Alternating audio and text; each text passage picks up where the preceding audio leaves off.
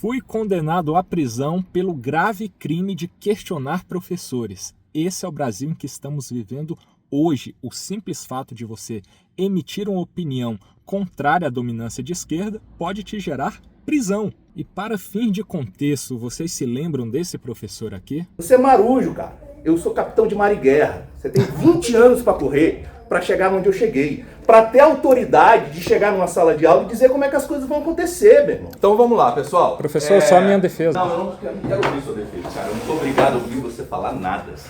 Ok? Tá, então o senhor Não fez sou todos esses obrigado. ataques e eu não posso falar. Fala pro seu público. Então Tá vamos bom. lá. Eu vou. Bem justo isso aí. passar. Pois então, esse mesmo professor que se comporta dessa maneira foi o responsável por me processar criminalmente por difamação e injúria. E a justiça acolheu em primeira instância, me condenando a 2 anos e 3 meses de prisão. É mole? Mas apesar disso ser completamente bizarro, eu não sei nem por que eu me espanto ainda, né? Num país onde um ministro só manda em tudo, como que o resto do judiciário vai se comportar? Vai se comportar assim mesmo, né? Ao lado do sistema que persegue quem pensa de maneira como a gente pensa, né? Agora, falando sobre argumentação técnica, eu vou ler aqui para vocês os principais pontos da sentença e vocês vão tirar suas próprias conclusões. Se é uma decisão técnica ou se ela é militância de esquerda. E eu tenho que tomar cuidado aqui, né? Porque do jeito que essa juíza me condenou, é capaz dela me processar também por vocês tirarem suas próprias conclusões e dizer que eu a estou ofendendo, né? Então eu vou simplesmente ler aqui e emitir uma breve opinião para que vocês tirem suas conclusões. Apesar de estar perigoso emitir opinião, né? Porque está sendo considerado crime, mas vamos lá. A atividade docente é regida no Brasil inicialmente pela Lei de Diretrizes e Bases da Educação, que dispõe em seu artigo 3º como princípio da educação a liberdade de cátedra, prevista no inciso 2, liberdade de aprender, ensinar, pesquisar e divulgar a cultura, o pensamento, a arte e o saber. Basicamente, então, ela grifa aqui ensinar. O professor ele pode ensinar o que quiser, né? Inclusive doutrinar, inclusive enviesar o conhecimento. Deve ser isso que é a liberdade de cátedra mesmo. Esse princípio inalienável garante ao professor não somente a liberdade na escolha das ferramentas metodológicas no processo de transmissão do saber, mas, sobretudo, a forma como serão usadas essas ferramentas neste processo. Isso inclui a utilização, por exemplo, do diálogo na sala de aula e a utilização de material gravado, assim como a autorização para a gravação do conteúdo ali ministrado. Olha o xadrez 4D que é feito aqui. Em nada tem a ver a liberdade de cátedra com autorização para se gravar o material ou não. Isso precisaria de uma proibição nesse sentido? Não se pode gravar? Numa lei. Para além da exposição da universidade pública, que seguirá produzindo conhecimento científico, independente da vontade de quem quer que seja, o que se vê dos autos é que, à exceção do vídeo no qual há entrevista com o fundador do movimento Escola Sem Partido, em todos os vídeos veiculados existe a vinculação involuntária da figura do querelante, com adjetivos jocosos e diminutivos, seja de sua atuação profissional, seja de sua figura individual. Eu sei que virou um crime gravíssimo e a gente está discutindo isso aqui agora, você emitir sua opinião, você verificar a realidade e falar sobre ela. Mas o que esse parágrafo é aqui? Não é um parágrafo totalmente enviesado que demonstra o lado da juíza? A universidade seguirá produzindo conhecimento científico independente de quem quer que seja. Mas eu estou impedindo isso de acontecer? Pelo amor de Deus, e ao final ela dizendo que eu estou de forma criminosa incorrendo na conduta de fazer a avaliação do trabalho profissional do professor, funcionário público. Está proibido também a gente avaliar se um funcionário público está mandando bem ou não e emitir a sua opinião sobre isso? Qualquer coisa que você fale de forma contrária, então, vai ser encarado como ofensa criminosa? É simplesmente bizarro, né? Mas vamos lá seguir agora para as grandes ofensas que eu cometi. Foram 6 ao total, combinadas em difamação e injúria em cada um desses 6 vídeos. Primeiro vídeo veiculado em 18/10/2024. Neste primeiro vídeo, o querelante aponta ofensa à sua honra na medida em que se referiria à aula do professor, cujo nome aponta expressamente a uma bobagem e que o professor fugiu da discussão. Eu vou colocar o trecho aqui para vocês verem e tirarem suas próprias conclusões. Eu não vou ficar aqui produzindo conteúdo para você. Você tá entendendo? O senhor acha que eu vou postar uma bobagem Eu de acho aula? Ai, velho, não vou discutir com você não. Tá? O senhor vai embora, né? É, Tá. enfim. Galera, boa noite. Tchau, professor. Boa noite, viu? Que isso? É isso aí. Fugiu. Eu claramente estou me referindo à bobagem de aula, que eu não vou postar qualquer coisa que seja só de aula, mas sim algo que estaria inadequado ali. Essa é claramente a intenção que eu expliquei na minha defesa, inclusive, e ela ignora, e ela considera falar isso, ainda que fosse A intenção mesmo de dizer que a aula dele é uma bobagem em algum sentido. Tá merecendo cadeia? Tá dando cadeia? Fala isso daí, E o que significa fugir também? Fugir não é se retirar de um local? O professor se retirou do local para não dar aula. Isso é criminalmente ofensivo à honra? Meu amigo, não tá se podendo falar nada mesmo. O fato de o querelado divulgar o episódio na intenção de expor a sala de aula na universidade pública ao divulgar sem autorização a voz do professor com a intenção de depreciar o ambiente universitário e expor que o professor não tinha embasamento legal ao proibir a gravação da aula, ofendeu a dignidade objetiva do querelado, incursionando no tipo do artigo 139 do Código Penal. A intenção de depreciar um ambiente universitário é basicamente você não concordar com o que acontece lá. Tá dando cadeia. E também você questionar o professor. Professor, qual seria o seu embasamento legal para me proibir de gravar? Isso também é ofensivo à honra dele em um nível criminoso. Tá dando cadeia também. Não façam isso, viu? Vão parar atrás das grades. Agora o vídeo 2, publicado em 23/10. Neste, o querelante divulga um vídeo contendo a imagem do professor com o título "Professor Brabão veio me gravar, gravei ele de volta". Neste vídeo, o querelado, na condição de aluno, continua a gravar as aulas, mas dessa vez direciona a câmera para o professor, captando sua imagem, apondo na sequência de imagens a qualificação "Professor Brabão". Já no segundo dia de aula, grava a imagem do professor, que rebate gravando a imagem do querelado. Aqui não dá, né, meu amigo? Eu vou colocar o trecho aqui para vocês e a gente conversa de novo sobre isso. Já se apresentou ali o nosso querido cabo de novo. Extrema de direita.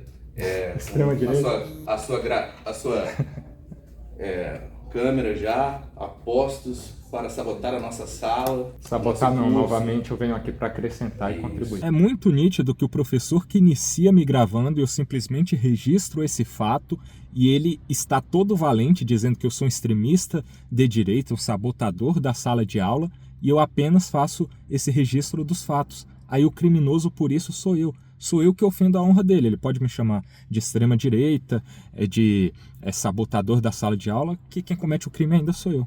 Deve estar muito certo isso aí mesmo. A par disso, ao adjetivá-lo de brabão na legenda do vídeo, incorreu o querelado no tipo previsto no artigo 140 do CP, injúria, posto que ofendeu a honra subjetiva do querelante. Dizer o que disso aqui, né? O simples fato de você caracterizar um professor que está sendo valentão como brabão te dá cadeia. Não faça isso, viu? Senão você vai parar também atrás das grades. E aqui o vídeo 3, publicado em 30 de outubro de 2024, por meio do qual é divulgada a imagem do professor com a legenda "Professor Brabão ataca novamente". E para poder monetizar em cima disso, a depreciação do modo de atuação do professor, tornada pública na plataforma digital por meio da atuação do querelado durante a gravação, constitui violação à honra objetiva do querelante, incorrendo no tipo do artigo 139 do CP. Novamente, o professor está dando um antivalente, você não pode dizer que ele está novamente se comportando como um brabão, que dá cadeia. Vídeo 4, de 7/11/2024, no qual é divulgada a imagem do professor com as legendas "Professor Brabão dobrou a aposta e está querendo socializar meu capital".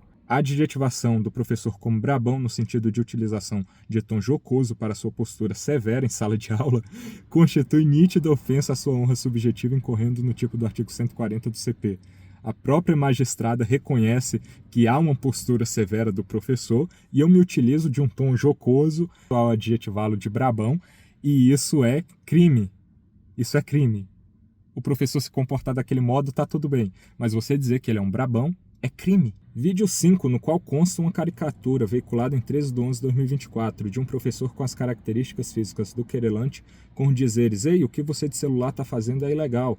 Mais adiante com as legendas: "Isso aqui é doutrinação ou não é? E para ascensão e consolidação do capitalismo, né?". A veiculação da charge em questão, com um desenho com características nitidamente assemelhadas à figura física do querelante, em uma sala de aula completamente desconexa sob o ponto de vista visual, constitui nítida ofensa à honra subjetiva do querelante, incorrendo no artigo 140 do CP.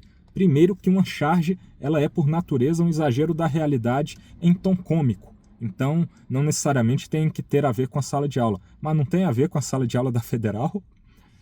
Juiz, eu não sei se a senhora está frequentando a sala de aula da Federal, mas tem semelhanças. Porém, essa não é a discussão aqui. A charge sequer foi feita por mim, mas eu simplesmente mostrá-la lá e emitir minha opinião sobre isso é crime também. Isso é bizarro, cara. No ponto em que o professor explica que não falaria sobre a escravidão branca no mundo e neste momento o querelado faz comentários desdenhosos sobre a postura do professor, novamente se aproveitando da divulgação da voz e identificação do professor, publica o vídeo superdimensionando as questões tratadas em sala de aula, desmerecendo a atuação do professor.